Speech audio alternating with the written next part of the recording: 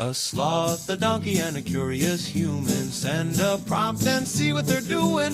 One hits record with a question on his mind. Two brothers pick it up, see what they find. Corn takes his time, Herman's got the facts. Back and forth, they never hold back. My weird prompts, come on in, that's where we begin. My weird prompts, glad you're here. This episode was generated using artificial intelligence. Please verify facts. My Weird Prompts is a community-driven initiative exploring how AI can fuel curiosity and uncover the fascinating ways our world works. GPU compute for this podcast is generously provided by Modal. Learn more at modal.com. I was looking at my gateway logs at about 2 in the morning last night, and I saw something that would have made a normal person throw their smart toaster out the window. My cheap little LED controller, the one that cost me maybe $12, was trying to open a connection to an IP address in a subnetwork I did not recognize. Today's prompt from Daniel is about exactly this, the phenomenon of consumer Internet of Things, devices calling home, and how we can actually tell the difference between a simple update check and something more sinister. We are living in the smart home paradox. We bring these devices into our most private spaces because they are convenient and cheap. But the hidden cost is a persistent, often encrypted tunnel back to a server in a jurisdiction that does not share our views on data privacy.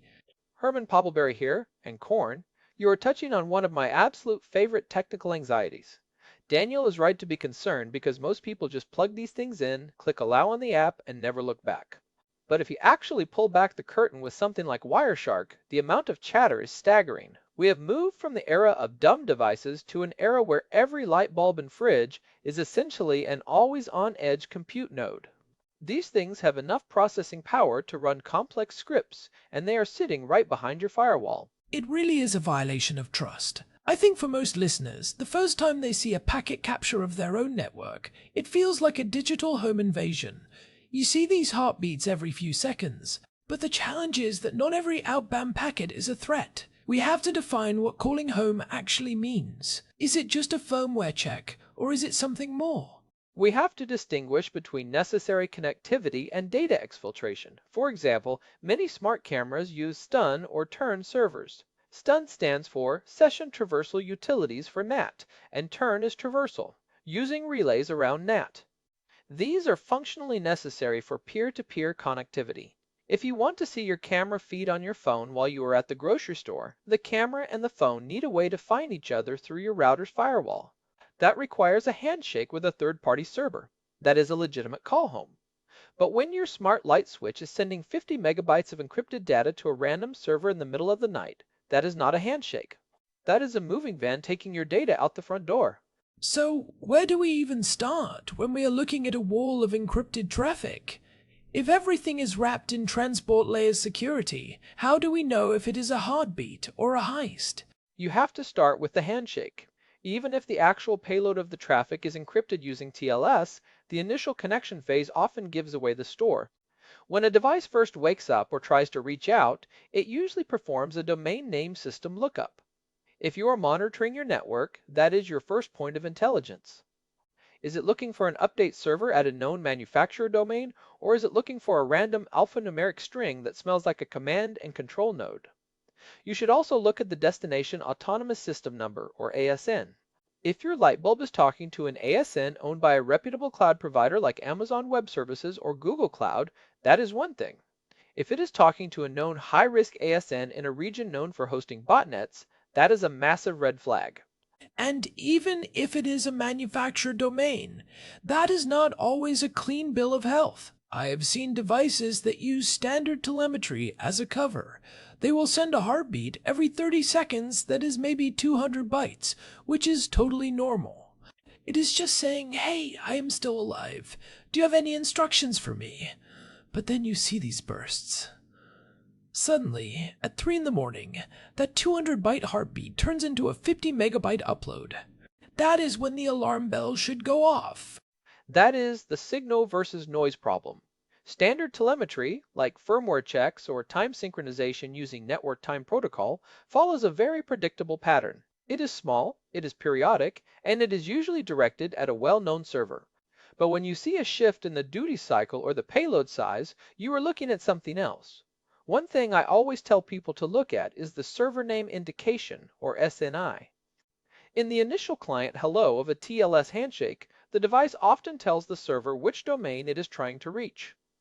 Now, with the rollout of encrypted client hello, or ECH, this is getting harder to see, but many IoT devices are still using older implementations of TLS where the SNI is visible in plain text. If that SNI points to a known cloud relay, it might be benign. But if it is an IP address with no associated domain or a domain registered 3 days ago, you have a problem. I suspect a lot of these manufacturers insist on proprietary cloud relays specifically so they can bypass local protocols. If they used Matter or local MDNS discovery, they would not need to reach out to a server in another country just to turn on my light bulb. But by forcing everything through their cloud, they get the data, and they get to maintain a persistent connection to the heart of your network. It is a deliberate architectural choice. By making the device a client that initiates an outbound connection, they bypass almost every consumer firewall. Most routers allow all outbound traffic by default. So the device calls home, establishes a bidirectional tunnel, and now the manufacturer has a persistent straw into your living room. What is particularly wild is that as of the first quarter of 2026, over 65% of consumer IoT devices are still using hard-coded IP addresses for their primary reporting. They do not even bother with DNS because they want to make it harder for you to sync-hold a connection using something like a Pi-hole. They are essentially building their own private internet on top of yours. That is a great point.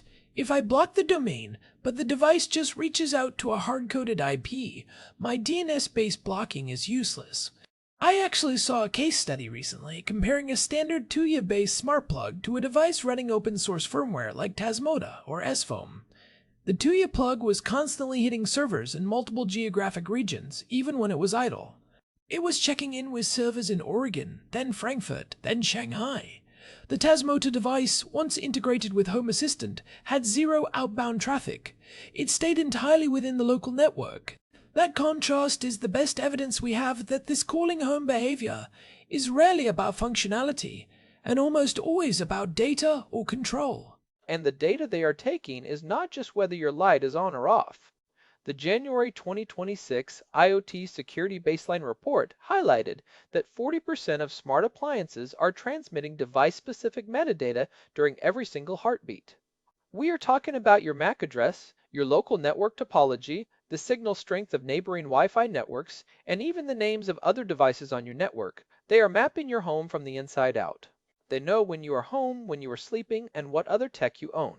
It feels like we are paying these companies to install sensors for their own market research. But there is a darker side to this too, right?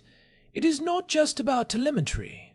These devices are increasingly being used as infrastructure for other people's activities. You are hitting on the second-order effects, which are arguably more dangerous for the internet as a whole. Many of these low-cost IoT devices are being compromised and turned into residential proxies. Because these devices have a legitimate residential IP address provided by your internet service provider, they are incredibly valuable to bad actors. If a botnet wants to scrape a website, launch a credential stuffing attack, or bypass a streaming service's geofence, they do not want to do it from a data center IP that will be immediately blocked. They want to do it from your smart fridge or your connected garage door opener. This connects back to what we discussed in episode 1008 about the geo-blocking fallacy. People think that if they just block IP ranges from specific countries, they are safe. But if your smart bulb is acting as a SOX5 proxy, a bad actor in a different country can route their traffic through your bulb to the rest of the world. That malicious traffic looks like it is coming from your house in your neighborhood. You are essentially providing cover for their operations without ever knowing it. It is the perfect disguise. And because most consumer routers do not inspect outbound traffic for proxy patterns, you would never notice the performance hit. Your light bulb might be using 5% of your upload bandwidth to help a botnet bypass geofencing, and you would just think your internet is a little laggy today. This is why the technical distinction between a heartbeat and a proxy stream is so critical. A heartbeat is a few packets. A proxy connection involves long-lived TCP sessions with high entropy data moving in both directions. If you see a device that has a persistent connection to an IP in Virginia or Ireland or anywhere else, you have to look at the traffic symmetry. Explain that symmetry concept a bit more for the listeners. Standard IoT communication is very asymmetrical. You send a small command, like turn on, and the device sends a small acknowledgement. Even telemetry is usually a one-way burst of data. But if you see a device where the upload and download volumes are roughly equal and the connection stays open for hours, that is a classic sign of proxy activity. The device is relaying data. It is receiving a request from the controller and passing it along to a target, then passing the response back. That kind of bidirectional high-volume flow is almost never legitimate for a simple smart device. We also have to talk about the reality of network segmentation.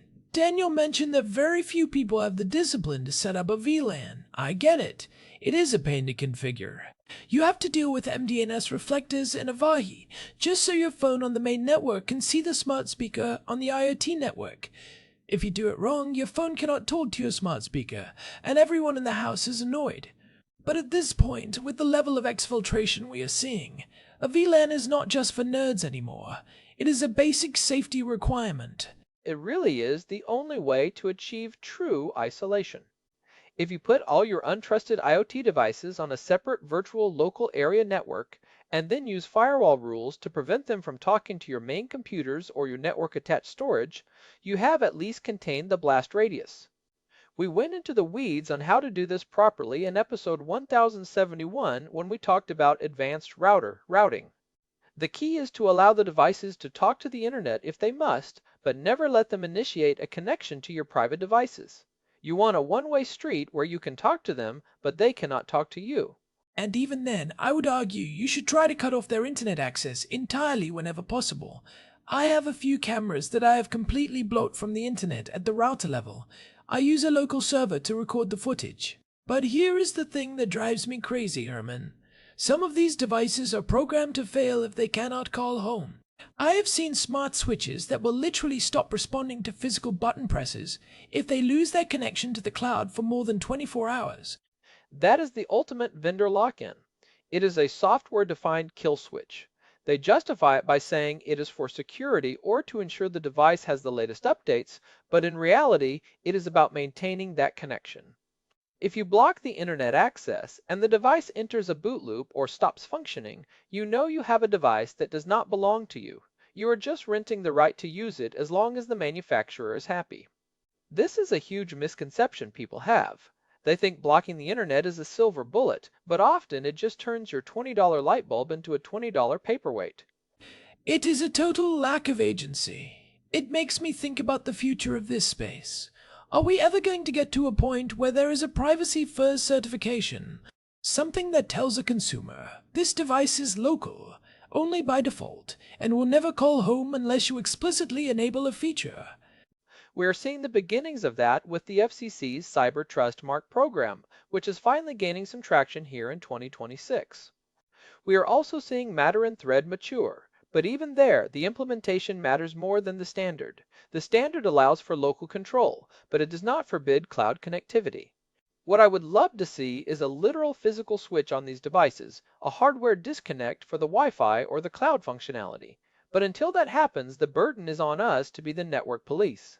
Which brings us to the practical side of this. If someone is listening and they want to start auditing their own home, what is the 3-tier approach you would recommend? Because we cannot all be running Wireshark on a dedicated laptop 24/7. The first tier is isolation. If your router supports it, put your IoT devices on a guest network at the very least. It is a crude form of segmentation, but it keeps them away from your primary data. The second tier is sinkholing. Use a DNS-based blocker like Pi-hole or AdGuard Home. This will catch the low-hanging fruit, the devices that are trying to reach known tracking and telemetry domains. You can find pre-made block lists specifically for IoT telemetry, like the OISD lists or the Firebug collections, which are updated daily. And the third tier? That is where it gets fun. Tier 3 is active monitoring and sinkholing at the IP level. This requires a slightly more advanced firewall, something like pfSense or OPNsense, or even a high-end consumer appliance. You want to look for any device that is bypassing your DNS settings and reaching out to hard-coded IPs. Once you identify those IPs, you can create a rule to null route them. A null route basically tells the router to drop those packets into a black hole. But you have to be careful. If you block the wrong IP, you might break the device's ability to get the time via NTP, and then its SSL certificates will fail because the device thinks it is 1970 and the whole thing stops working. I also want to mention some tools for people who are on Mac OS or Linux and want to see what is happening on their local machine, not just the network. Tools like Little Snitch or Lulu are incredible for this. They give you a pop-up every time a process tries to make a network connection. It is eye-opening to see a simple utility app trying to connect to a marketing server in the middle of a task. It gives you that same sense of control that we are trying to achieve for the whole network. Those tools are great because they provide context. They tell you exactly which process is responsible for the traffic. On a network level, you just see a MAC address and a bunch of packets. On the host level, you see that it is the updater service or the analytics engine. That distinction is vital for understanding the intent behind the traffic. If you see a process called Weather Widget trying to open a SOX 5 tunnel to a server in a different country, you know you have a compromised process. We should also touch on the fact that moving toward local-first ecosystems is the only long-term solution. We talked about this in episode 723 regarding home security cameras. If you buy a camera from a brand that requires a cloud subscription, you have already lost the privacy battle. But if you buy a high-quality Power over Ethernet camera and run it into a local network video recorder that is air-gapped from the internet, you have total control. The hardware is yours, the data is yours, and the network is silent. That is the gold standard. If you cannot see the traffic, you do not own the device. It is a simple rule, but it is hard to live by in a world that wants everything to be smart and connected. I think the takeaway for Daniel and for everyone else is that you have to be proactive. The default state of a modern consumer device is to be a snitch. It is designed to report back everything it can because that data has value. Your job as the network administrator of your own home is to make that data as expensive and difficult to collect as possible. It is about raising the cost of surveillance. If enough of us start segmenting our networks and blocking these telemetry streams, manufacturers might eventually realize that local first is a selling point, not a bug. But until then, I will keep looking at my logs at 2 in the morning and wondering why my light bulb needs to talk to a server in Virginia. And I will be right there with you, probably reading a white paper on the latest obfuscation techniques they are using to hide that traffic. It is an arms race, but it is one that is worth winning. We have to remember that these devices are guests in our homes. We should treat them with the same level of scrutiny we would give a stranger walking through our living room. I think we've covered the core of the calling home issue. It really comes down to that signal versus noise distinction and having the tools to see what is actually moving across the wire. If you can identify the handshake, monitor the payload symmetry, and implement basic segmentation, you are already ahead of 99% of the population. Definitely. And do not be afraid to break things. Sometimes the best way to learn what a device is doing is to block its access and see what fails. If it stops working entirely, you know it was doing something it should not have been. It is the ultimate diagnostic tool. That is a very Herman approach to troubleshooting. Just break it and see what happens. But honestly, it is the most effective way to find the dependencies. Well, I think that is a wrap on this one. Thanks as always to our producer, Hilbert Flumingtop, for keeping the gears turning behind the scenes. And a big thanks to Madal for providing the GPU credits that power this show. We literally could not do this without that serverless horsepower. This has been My Weird Prompts. If you are finding these deep dives useful, a quick review on your favorite podcast app really does help us reach more people who are trying to navigate this weird technical landscape. We are also on Spotify if you want to follow us there and get notified as soon as new episodes drop. Until next time, keep an eye on those logs. Stay curious. This episode was generated using Gemini Flash 3. Text-to-speech engine was Chatterbox. Thanks for listening to our show, My Weird Prompts, where our thoughts go from slow takes to facts on cue. We change and follow through. My weird prompts, that's the close from sloth